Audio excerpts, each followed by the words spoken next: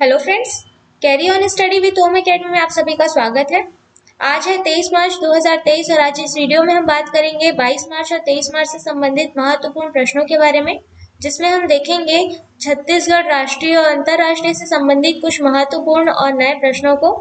और ये सभी प्रश्न जो है आपको आपकी परीक्षा के दृष्टिकोण से बहुत ही इम्पोर्टेंट है और बहुत ही उपयोगी है। तो इस वीडियो को पूरा देखिएगा, सभी प्रश्नों को पूरा देखिएगा। और अगर आपने चैनल को सब्सक्राइब नहीं किया है तो चैनल को सब्सक्राइब कर लीजिएगा। चूंकि सभी प्रश्न इन सभी महत्वपूर्ण टॉपिक्स पर बनकर तैयार होते हैं, जैसे प्रमुख योजनाएं, चर्चित अभियान, नियुक्तियां, उपलब्धियां, चर्चित व्यक्तित्व, बजट, चुनाव, निधन, खेल खिलाड़ी, रचनाएं, प्रशासनिक निर्णय, पुरस्कार, महोत्सव, आर्थिक सर्वेक्षण, नवीनतम जिले व राज्य और अन्य विविध तथ्यों पर बनकर तैयार होते हैं प्रश्न। तो सभी प्रश्न बहुत ही महत्वपूर्ण है और बहुत सभी प्रश्नों से आपको बहुत ही नया कुछ जानकारी जो है हासिल हो सकती है। ठीक है, तो वीडियो को पूरा देखिएगा। चलिए कल के प्रश्न से स्टार्ट करेंगे।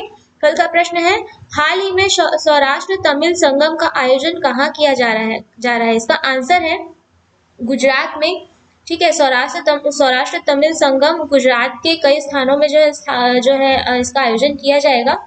केंद्रीय मंत्री मनसुख मंडाविया ने जो है ये बताया है कि तमिलनाडु और गुजरात के लोगों से एक भारत और श्रेष्ठ भारत की अवधारणा को एक नया आयाम देने के लिए ये अपील किया गया। और ये जो आगामी जो सौराष्ट्र तमिल संगम जो है ये जो है 17 अप्रैल से शुरू होने वाला है, जो कि 10 दिवसीय सौराष्ट्र तमिल संगम जो है, ठीक है, ये जो है भारत का पहला सबसे बड़ा और समग्र पुनर्मिलन जो है ये होगा। और ये जो कई शताब्दियों के बाद ये दोनों राज्यों के मध्य जो है ये होने जा रहा है। ठीक है, तो याद रखिएगा 17 अप्रैल से शुरू होगा और 10 दिवसीय ये जो है सौराष्ट्र तमिल संगम जो है गुजरात में आयोजित किया जाएगा। चलिए आज का प्रश्न स्टार्ट करते हैं। 21वीं एग्री यूनिफेस्ट में लोक नृत्य प्रतियोगिता में किस विश्वविद्यालय ने प्रथम स्थान हासिल किया है। इसका आंसर है इंदिरा गांधी विश्वविद्यालय ने। चलिए विस्तार पर बात करते हैं। 21वीं अखिल भारतीय अंतर कृषि विश्वविद्यालय युवा सांस्कृतिक महोत्सव में इंदिरा गांधी कृषि विश्वविद्यालय रायपुर के 31 सदस्यीय दल ने लोक नृत्य प्रतियोगिता में राज्य का पारंपरिक पंथी नृत्य प्रस्तुत कर प्रथम स्थान प्राप्त कर स्वर्ण पदक हासिल किया है। इसके साथ ही नाट्य विधा में विश्वविद्यालय को चतुर्थ स्थान मिला तथा कला विधा में बिलासपुर की वैदेही देवांगन ने चतुर्थ स्थान प्राप्त किया है। प्रतियोगिता 13 से 17 मार्च 2023 तक बंगलोर में आयोजित की गई थी। चलिए अगला प्रश्न है, प्रदेश के सभी सरकारी अस्पतालों में कैशलेस व्यवस्था कब से प्रारंभ की जाएगी। इसका आंसर है 1 जून 2023 से। याद रखिएगा, इंपॉर्टेंट है। विस्तार पर बात करते हैं। राज्य के 10 सरकारी मेडिकल कॉलेज, 28 जिला अस्पताल के अलावा CHC, PHC और सब PHC में 1 जून से कैशलेस इलाज किया जाएगा। अस्पतालों में मुफ्त इलाज की योजना यूनिवर्सल हेल्थ योजना के तहत चलाई जा रही है। अब तक डॉक्टर खूबचंद बघेल स्वास्थ्य सहायता योजना से प्रदेश के 85% परिवार लाभान्वित हुए हैं।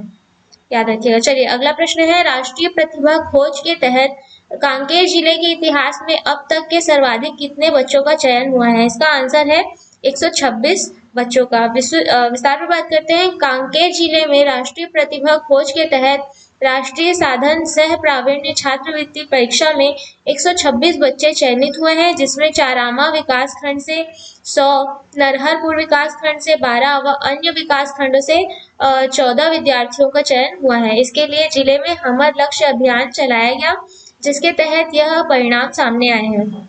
चलिए अगला प्रश्न है, आजादी के अमृत महोत्सव के अंतर्गत कबीरधाम जिले में कितने अमृत सरोवरों का निर्माण किया जा रहा है। इसका आंसर है 76 अमृत सरोवर का। विस्तार पर बात करते हैं। आजादी के 75वें वर्षगांठ के अवसर पर कबीरधाम जिले में महात्मा गांधी नरेगा अंतर्गत 76 अमृत सरोवरों का निर्माण किया जा रहा है। इसमें 41 जीर्णोद्धार के व 35 नवीन कार्य हैं, जिसमें 13 करोड़ 23 लाख रुपए की स्वीकृति नरेगा योजना से लिया गया है। देश के सभी प्रत्येक जिलों में 75 अमृत सरोवर के निर्माण व नवीनीकरण का लक्ष्य शासन द्वारा रखा गया है। चलिए अगला प्रश्न है, हाल ही में भारत की दूसरी G20 sustainable finance working group की बैठक कहाँ आयोजित की जा रही है। इसका आंसर है उदयपुर में। विस्तार पर बात करते हैं। राजस्थान के उदयपुर में भारत के G20 प्रेसिडेंसी के तहत दूसरी G20 sustainable finance working group की बैठक की जा रही है। ये बैठक 21 से 23 मार्च तक 2023 तक चलेगी।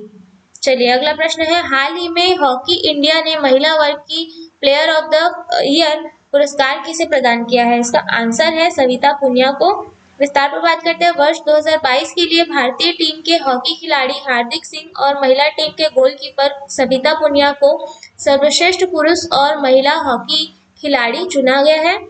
यह पुरस्कार इन्हें 17 मार्च को नई दिल्ली में आयोजित 5वें वार्षिक हॉकी इंडिया पुरस्कार में प्रदान किया गया है।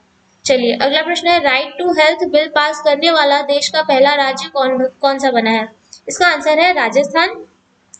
इंपॉर्टेंट क्वेश्चन है, याद रखिएगा। राजस्थान सरकार लोगों को स्वास्थ्य का कानूनी अधिकार देने के लिए राइट टू हेल्थ बिल लाई है, जिससे अब निजी अस्पताल में भी मरीजों के इलाज से इनकार नहीं कर सकेंगे। इससे मरीजों को इमरजेंसी की हालत में मुफ्त इलाज मिलेगा और दूसरे अस्पताल में रेफर करने पर एम्बुलेंस की सुविधा दी जाएगी तथा निजी अस्पतालों में भी स्वास्थ्य संबंधी सरकारी योजनाएं दी जाएंगी। चलिए अगला प्रश्न है, हाल ही में भारत के सबसे मूल्यवान सेलिब्रिटीज की सूची में शीर्ष पर कौन पहुंचे हैं? इसका आंसर है रणवीर सिंह। विस्तार पर बात करते हैं, कॉर्पोरेट व रिस्क कंसल्टिंग फर्म क्रोल की सेलिब्रिटी मूल्यांकन रिपोर्ट में 2022 में क्रिकेटर विराट कोहली को पछाड़कर अभिनेता रणवीर सिंह विज्ञापनों के लिए भारत के सबसे मूल्यवान सेलिब्रिटी बन गए हैं। इस लिस्ट में अभिनेता अक्षय कुमार तीसरे स्थान पर है तथा पांच की जो लिस्ट है इसमें केवल 2 महिलाएं जो है, आलिया भट्ट जो है चौथे स्थान पर है और दीपिका पादुकोण 5वें स्थान पर है। तो याद रखिएगा क्रम सभी का। चलिए अगला प्रश्न है, प्रोजेक्ट लायन के तहत सरकार ने किस स्थल को एशियाई शेरों के दूसरे घर के रूप में प्रस्तावित किया है? इसका आंसर है बरदा वन्यजीव अभयारण्य को। विस्तार पर बात करते हैं, हाल ही में प्रोजेक्ट लायन के तहत गिर वन्यजीव अभयारण्य के बाद बरदा वन्यजीव अभयारण्य को एशियाई शेरों के दूसरे घर के रूप में प्रस्तावित किया गया है। बरदा वन्यजीव अभयारण्य को 1979 में वन्यजीव अभयारण्य का दर्जा मिला था। प्रोजेक्ट लायन की शुरुआत साल 2020 में प्रधानमंत्री मोदी द्वारा की गई थी। इंपॉर्टेंट है फैक्ट, इन सभी फैक्ट को याद रखिएगा। चलिए अगला प्रश्न है, कश्मीर के कुपवाड़ा में LOC के पास बने शारदा देवी मंदिर का उद्घाटन किसने किया है? तो इसका आंसर है अमित शाह ने किया है। विस्तार पर बात करते हैं, केंद्रीय गृह मंत्री अमित शाह ने हिंदू नववर्ष के अवसर पर जम्मू कश्मीर के कुपवाड़ा में बने माता शारदा देवी मंदिर का वर्चुअली उद्घाटन किया है। यह मंदिर करनाह सेक्टर में LOC के पास कुपवाड़ा के टिटवाल गांव में बना है। इस मंदिर का पुनर्निर्माण शारदा सभ्यता खोज की दिशा में एक महत्वपूर्ण कदम है। चलिए अगला प्रश्न है, हाल ही में हुरून ग्लोबल रिच लिस्ट में 2023 में टॉप 10 में इकलौते भारतीय कौन शामिल हुए हैं? तो इसका आंसर है मुकेश अंबानी।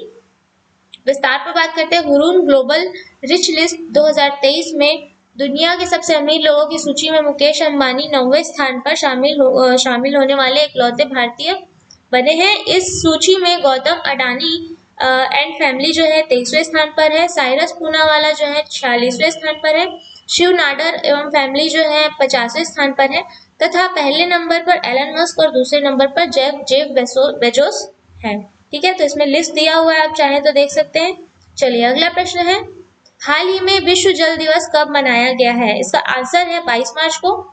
विस्तार पर बात करते हैं, विश्व जल दिवस 22 मार्च को मनाया जाता है। पहली बार इसे 1993 में मनाया गया था, 1993 में मनाया गया था। संयुक्त राष्ट्र संघ ने 1992 में 1992 में अपने एजेंडा 21 में ब्राजील के रियो डी जेनेरियो में इसका प्रस्ताव दिया था। इसका उद्देश्य जो है सभी देशों में स्वच्छ एवं सुरक्षित जल उपलब्धता सुनिश्चित करवाना तथा जल संरक्षण के महत्व पर ध्यान केंद्रित करना है। इसकी थीम याद रखिएगा, एक्सेलरेटिंग चेंज या परिवर्तन में तेजी, इसकी थीम जो है इस वर्ष की रखी गई है तथा इस वर्ष इसे बी द चेंज अभियान के तहत मनाया जाएगा। चलिए अगला प्रश्न है, हाल ही में लॉन्स रेडिक का निधन हो गया है, वह किस क्षेत्र से संबंधित थे? इसका आंसर है अभिनेता। विस्तार में बात करते हैं, मार्च 2023 में अभिनेता लॉन्स रेडिक का निधन हो गया है। वे प्रशंसित टेलीविजन नायक द वायर में पुलिस प्रमुख के रूप में तथा जॉन विक एक्शन फिल्म में श्रृंखला में अपने सहायक कार्य के लिए जाने जाते थे। 2007 में उन्होंने एक जैज एल्बम कंटेम्पलेशंस एंड रिमेम्बरेंसेस भी जो है जारी किया था, उनकी एल्बम जो है उन्होंने जारी किया था 2007 में। चलिए अगला प्रश्न है, वर्ष 2022 में बिजनेस ट्रैवल के लिए दुनिया का सबसे महंगा शहर कौन सा है? इसका आंसर है न्यूयॉर्क। विस्तार में बात करते हैं, अमेरिका का न्यूयॉर्क शहर कंसल्टिंग फर्म ECA इंटरनेशनल के अनुसार बिजनेस ट्रैवल के लिए दुनिया का सबसे महंगा शहर रहा है। न्यूयॉर्क के बाद जिनेवा जो कि स्विट्जरलैंड में है, वॉशिंगटन DC जो कि अमेरिका में है, ज्यूरिख जो कि स्विट्जरलैंड में है, और सेंट फ्रांसिस्को जो है जो कि अमेरिका में है, आदि जो है स्विट्जरलैंड और अमेरिका के शहर जो हैं ये रहे हैं। ठीक है, ये सभी का जो क्रम है ये आपका रहा है दूसरे, तीसरे, चौथे, पांचवें नंबर पे। और वही हांगकांग बिजनेस ट्रैवल के लिए एशिया का सबसे महंगा शहर रहा है। ठीक है, चलिए अगला प्रश्न है, हाल ही में महात्मा गांधी की पोती का निधन हो गया है, उनका नाम क्या है? तो इसका आंसर आपको कमेंट बॉक्स में देना है। और इसके साथ ही मैं बताना चाहूंगी कि हमारे एकेडमी में PSC प्री व्यापम की न्यू बैचेस स्टार्ट की जा रही है, ऑफलाइन और ऑनलाइन। साथ ही अभी जो वैकेंसीज आ रही है कि ADO और हॉस्टल वार्डन्स, तो ये सभी के लिए भी अगर आपको जानकारी प्राप्त करनी हो तो आप दिए हुए नंबर पर कांटेक्ट कर सकते हैं, और या फिर विजिट कर सकते हैं अमर कॉम्प्लेक्स, गांधी चौक, जूना बिलासपुर में। तो आज की वीडियो में इतना ही। कल मिलते हैं अगले वीडियो के साथ। धन्यवाद।